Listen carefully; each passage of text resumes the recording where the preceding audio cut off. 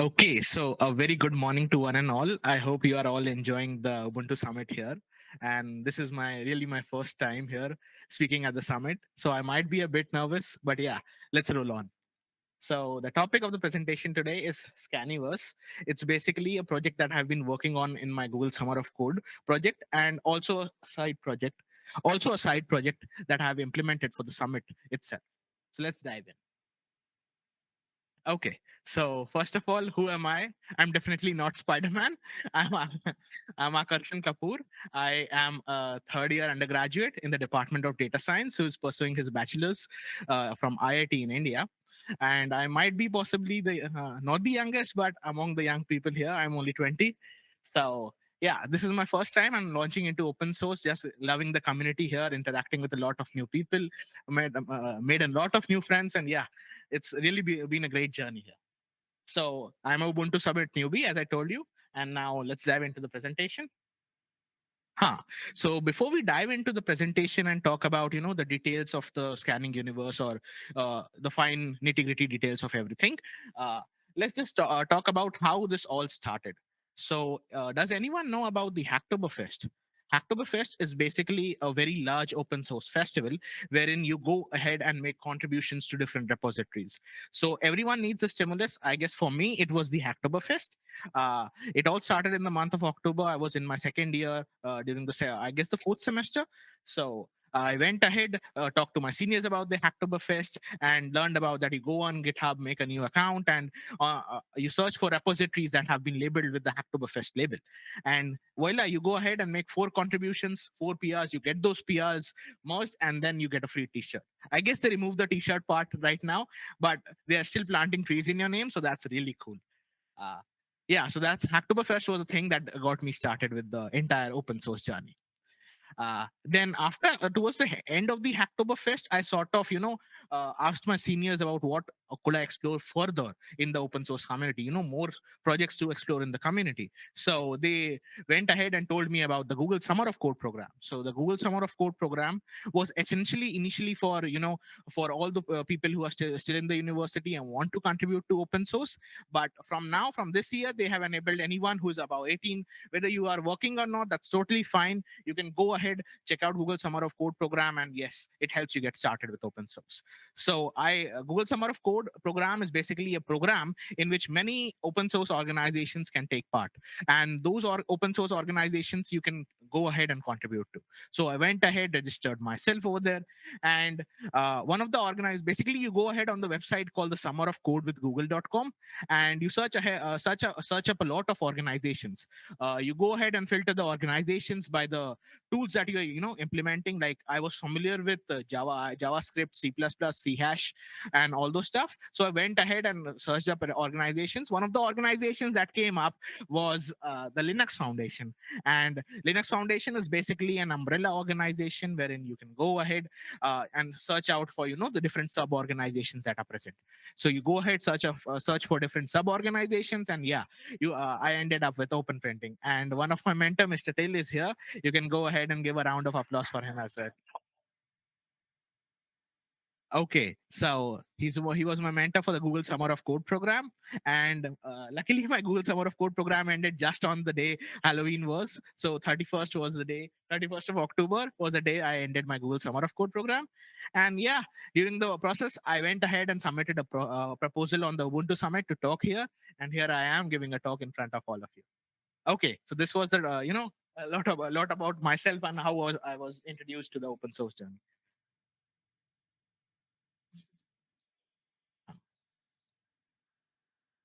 Oh, huh. So this was all about the beginning of the open source journey for me.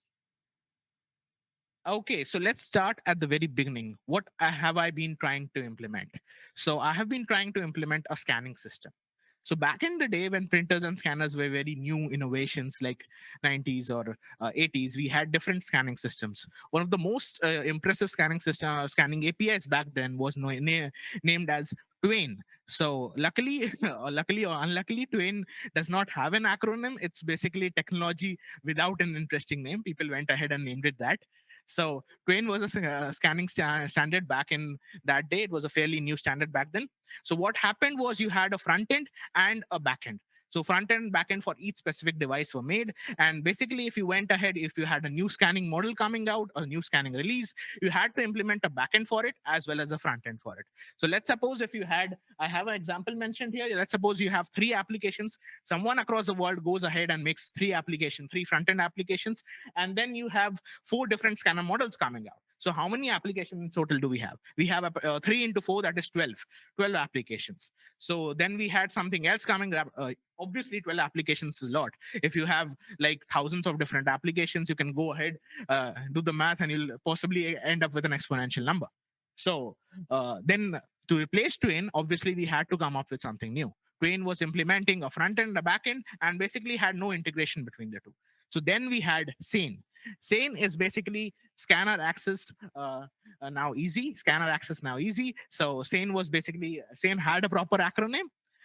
So what it did, it went ahead and they said, okay, let's go ahead and implement a common front end for all of these. So whenever you make a new application, you'll not have to write driver dependent code of the front end application. You can sort of follow a front end protocol, and that protocol can go ahead and merge with all the different back end drivers that you need. So they sort of eliminated the need for independent front ends, but yeah, they still dependent on different backends for each particular scanner application that was rolling out.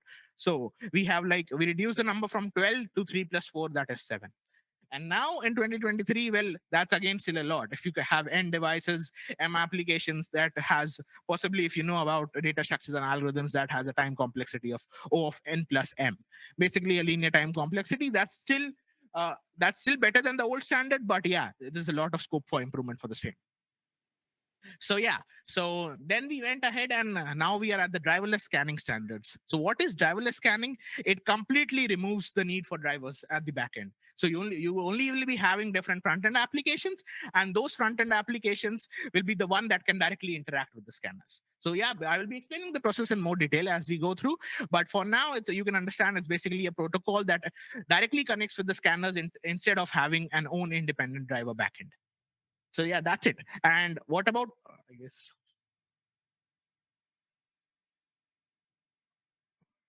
huh? Sorry for the disturbance back there. So yeah, driverless scanning was what I was talking about. Driverless scanning reduces the number to 3, so you'll only have independent front end applications instead of having a proper backend. So next we have PAPPL. So PAPPL is basically a framework for driverless printing. So we already had a framework that was implementing driverless printing, but did we have a framework for driverless scanning? No. So that was my task, that was my challenge, and I went ahead and implemented that during my GSOC. GSOC is basically Google Summer of Code. Okay, so why driverless scanning? So obviously there's a standardized protocol. You can follow different set of protocols. As I mentioned, you don't need an independent driver backend. You can directly connect with the scanner through a protocol, through IPP, internet protocols, IPP, ESCL, WSD. For driverless scanning, we definitely prefer ESCL, and that is what I have implemented as well. Apart from that, you have automatic discovery. A scanner can automatically create its own server, and that server advertises it using MDNS or DNSSG protocols. Obviously driver free. Apart from that, we have sandbox compatibility. Back in the day, we had to implement different sort of scanner backends, but now, since we do not have scanner backends, we can sort of create a sandboxable application wherein only the front end can directly interact with the server side. And if you go ahead and pair up the front end and the server in the same application, you have a complete universe, sort of a universe building up. We'll talk about it as I go on. uh, Obviously it's user friendly, and remote scanning is one another thing. You don't need a proper client side a client desktop or a client environment. You can go ahead, use basically any device that is hosting on the network, basically a mobile phone or a Raspberry Pi or any IoT device. So I was getting introduced to IoT and Raspberry Pi as well back then, so they can interact with the client side and host their own servers. So yeah, it is basically remote in all its sense. Now let's move on to a bit more detailed about what PAPPL is. So PAPPL was, as I mentioned before, it was a framework for driverless printing. It was basically a library that used to convert printer applications into those driverless applications, and basically you can call it a replacement for printer drivers. So yeah, so my challenge was basically make everything just work for scanners. So if I go ahead and show you the block diagram. So the block diagram, as you can see, is basically PAPPL is a system library that has its own set of resources and listeners and a log at the backend. It is divided into three subparts: the client, the devices, and the printers. So the client side code is responsible for talking with client side code is basically responsible for talking with the client. The devices is the one which talks with the actual printer. So it has, as I told you before, PAPPL is the application framework for print driverless printing. So devices was implemented for actual printers, contacting the actual printers, sending prints to those printers, HP, LaserJet, etc. The printers was the way where basically the jobs were made, basically print jobs. You decide on what print you want. You want a color print, you want a normal print, basically all of those. So jobs were made with the printer side code. The devices part was responsible for contacting the actual printer, and the client was interacting with the client, basically the client side core connections. So my task was, go ahead and introduce in that devices somewhere the scanning. So basically, printing and scanning, more or less, driverless printing and scanning, more or less, work on the same framework. Uh, One is based on IPP, another on ESCL. So you could probably say you could merge them into one. But yeah, it was definitely a challenge working in the Google Summer of Code on merging scanning with already the driverless printing that was implemented in PAPPL. So, how did I take the challenge? So, first of all, this talk is not only about me, giving information about how I implemented all of this. It's all about talking about how I loved open source and how I started with a repository from the point of view of a newcomer. So. Just as it is, I went ahead and forked PAPPL and studied the man pages and learned about the architecture.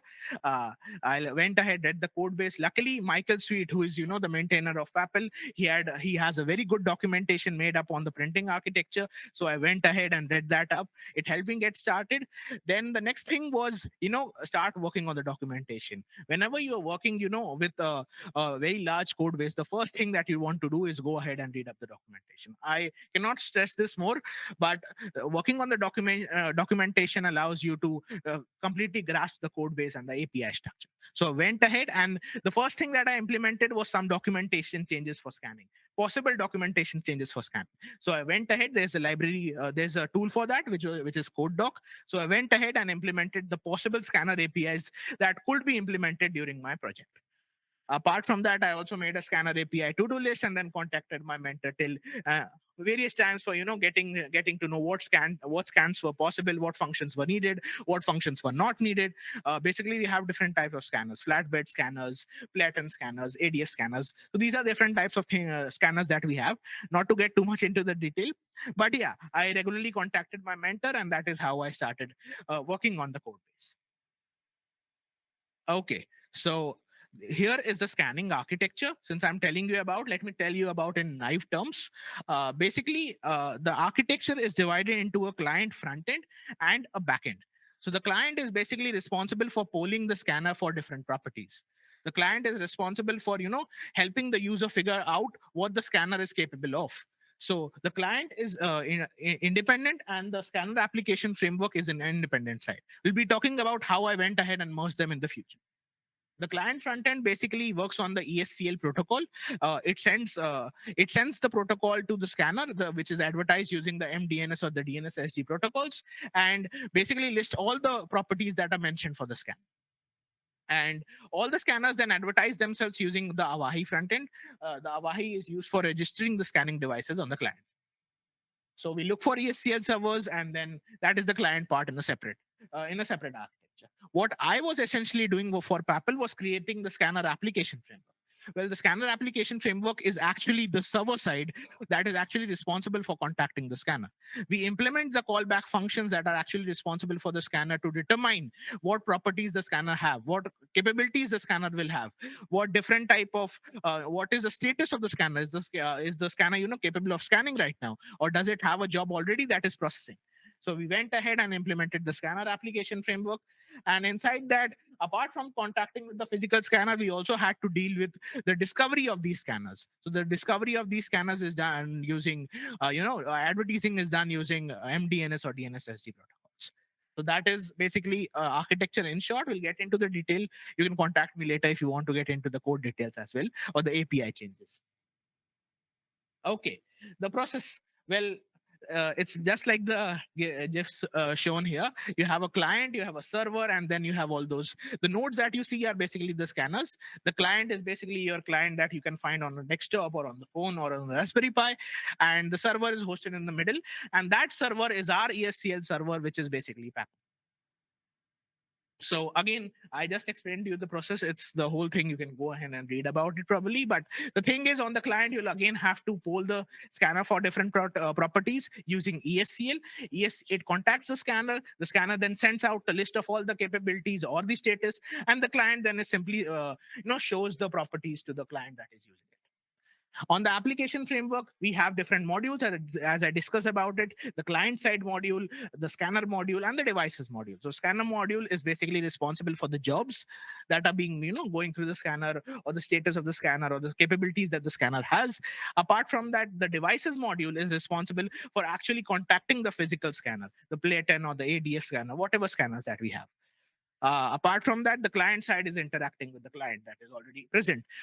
And apart from that, we also have a server. The PAPPL is, distributing a server and is advertising all the scanners through the server here. So now you might be asking, like, we switched on to driverless scanning, right? Driverless scanning is all about scanners not having a backend driver. But what about legacy scanners? Legacy scanners will definitely be needing a driver to, they will not be having an in vitro initialization of driver backend, or ESCL protocols to be implemented. So we'll definitely need a library that helps you keep all the legacy scanners alive. And yes, we have got you covered, and that is through the PAPPL retrofit library. The retrofit library for the PAPPL was initially for all those legacy printers which needed a driver and had to be emulated as IPP printers. IPP is basically Internet Printing Protocol. So IPP, they had to be emulated because they did not have the technology to host their own server and advertise. So they basically needed a backend, and that backend driver was then advertised to the IPP printing protocol. But here in scanners, we have the ESCL protocol. So we take the backends for the legacy scanners.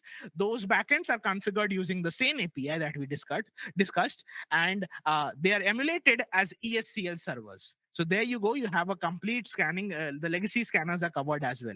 The retrofit was initially for printer drivers that were not capable of printing with the modern systems, but we went ahead and implemented a sort of code for the ESCL drivers as well, wherein different servers, different legacy scanners could come in, and then we could emulate them as ESCL scanners.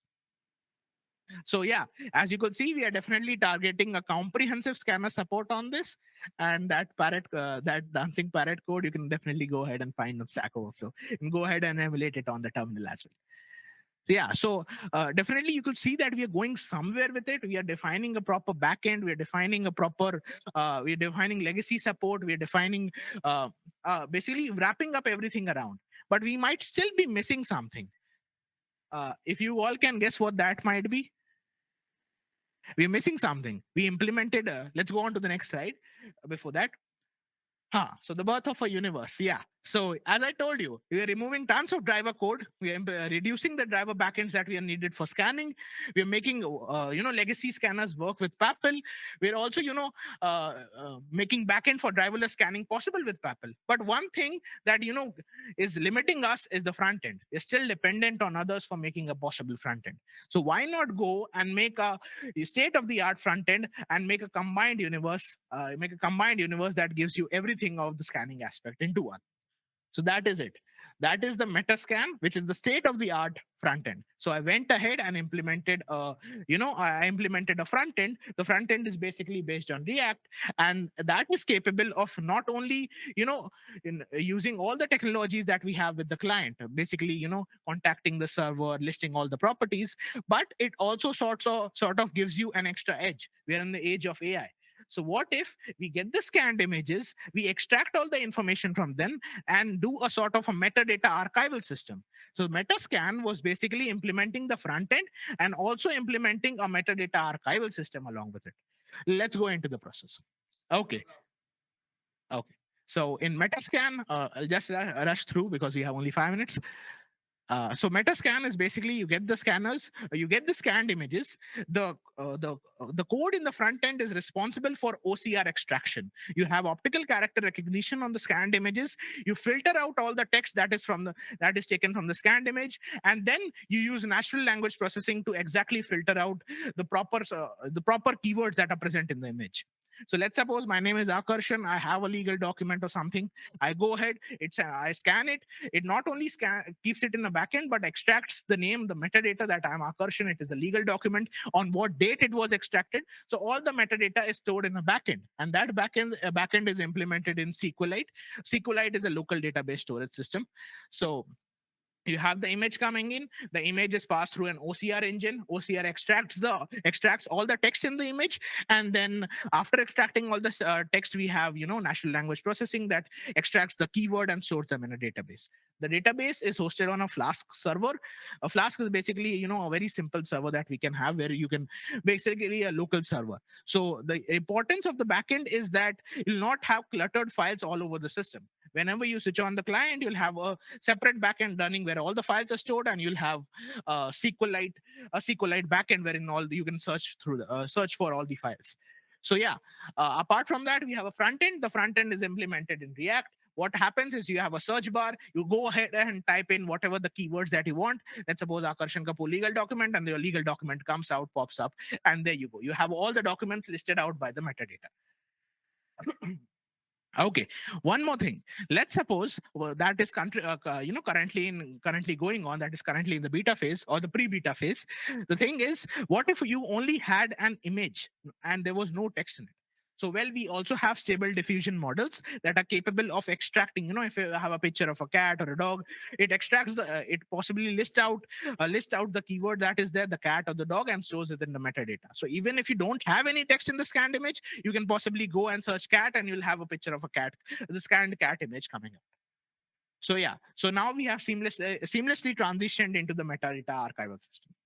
And here we have the ScaniVerse. So ScaniVerse is basically you implemented the backend, you removed all the driver backend code, you sort of made PAPPL retrofit work for legacy scanners, and now you have a proper state-of-the-art front-end library that helps you not only digitize all the documents, but also extract the metadata that was there in the picture, and then you can sort out using the search technology that was there. So yeah, that was the ScaniVerse completed, and you can connect with me over here. I'm there on LinkedIn. Happy to connect with you all. Thank you. Thanks a lot. I have one. Okay, cool. All right. So two questions actually. You mentioned you wrote a front-end library with React. Yeah. Do I consume this library as an application, and is it running on a web stack or is it React Native? No, it is running on a website. It's running on a website using React. React is the framework that is used for showing all the scanned images that are hosted on the Flask backend. Mhm. So yeah, it is basically a website. You can go ahead. You have a proper Google. Let's suppose you have the Google search engine, right? You have a proper search bar. You'll be having a proper search bar, which will be displaying all the images. You type in your metadata, and your scanned image pops up. Okay. And the second question would be: is you mentioned you write alternative text and do OCR. Mhm. Do you do the whole PDF writing? And if yes, how does the accessibility technology stack you're using look? Do you write fully compliant PDF universal access, or what are you aiming for? We're currently going for the fully combined version, but yeah, it's currently in the pre-beta phase, so it's in the development. Yeah. Thank you. Yeah. Thanks. So, Akarshan, one thing you say that you use a website, a web service. Does this mean that the user's scan is sent to a web service and analyzed outside the user's premises, and then the result is sent back? Sorry, I did not get you. Can you Yes. repeat? You talked about some web service React or so, which you have created or which you are using. Does this mean that this scan front end is sending the scan which the user has made to a web service, so that the web service is analyzing the scan, producing metadata, and sending it back? Yeah, that is because this is exactly. also a question of privacy, because many of the scans which users are doing are confidential information. And so it is very important that the user is informed about this, Yeah. and that this functionality can be turned on and turned off. Prefer, Preferably, this functionality should be turned off, Okay. so that for the most scans which the user makes, uh, it is not used, because typically when I'm scanning, most what I'm scanning is papers for the text declaration or papers for my expense reports to Mhm. Canonical and so on. Mhm. And all this is confidential. And if you have less, if you have things which are not really confidential, if you Mhm. take photos when you're on vacation and Mhm. want to organize them and scan them, Ah, then it's not such a big problem when you send them to a web service, and the web service it even explains to you what you have seen on your vacation. But I think in general, this service, the use of this service should be turned off by default, but there should be an easily visible button or something in the graphical user interface, so ah. that the user who wants to make use of it can easily turn it on and use it. Yeah, definitely. As you said, we are currently in the pre-beta phase. We're working on it. Currently, we are only using the React-based server that we have, and the Flask backend server is responsible for storing all the scanned images. But we could possibly look for security options in the future, and yeah, I'll be happy to implement that. I'll happy to get feedback from the community on the application as well. So yeah, you can contact me on LinkedIn, and we can possibly look into the repository as well. Thanks.